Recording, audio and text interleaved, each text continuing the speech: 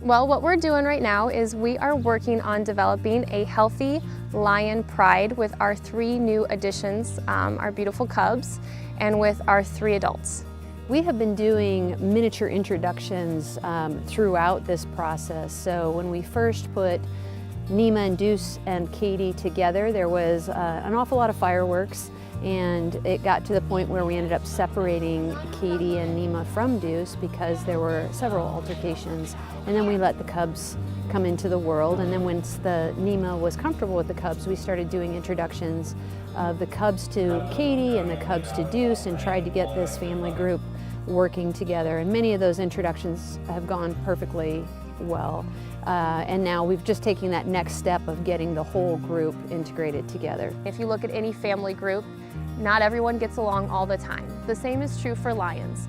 So what we wanted to do is make sure that everyone has space to get away, especially if things are starting to get ramped up. So we wanted to make sure that we gave them as much space as possible in order to facilitate that. So that means that all of the holding is wide open, and it also means that their outdoor space is wide open. So they can choose where they want to be, and they can choose how they're going to diffuse the situation themselves. Lions solve their differences with a lot of vocalizations and sometimes with some violent interactions. And that happens in the wild, also happens in human care. And it also happens just between, Katie and Nima, the 2 sisters. They'll have little disputes, and there will be scratches and punches thrown. So that's normally how they solve their disagreements, is by a lot of noise and a little bit of violence.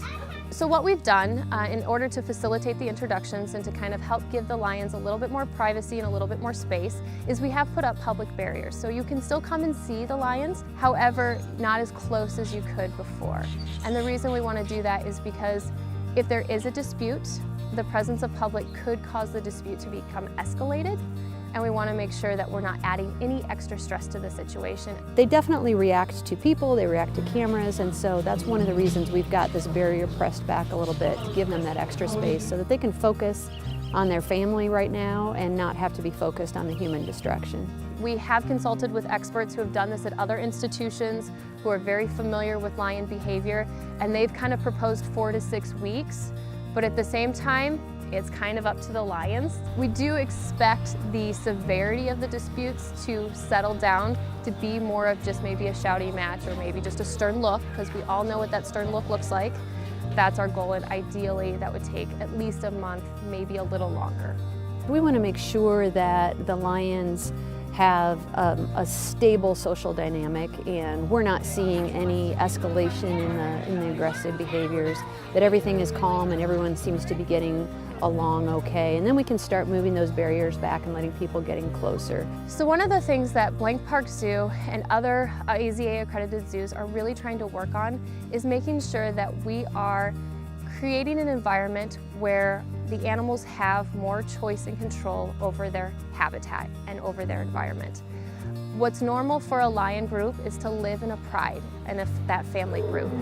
So what we're giving them is options to choose whether or not they want to be together, and to choose where in their habitat they want to be, whether that's in the outdoor spaces, the indoor spaces, next to each other, or on opposite ends of the exhibit from each other.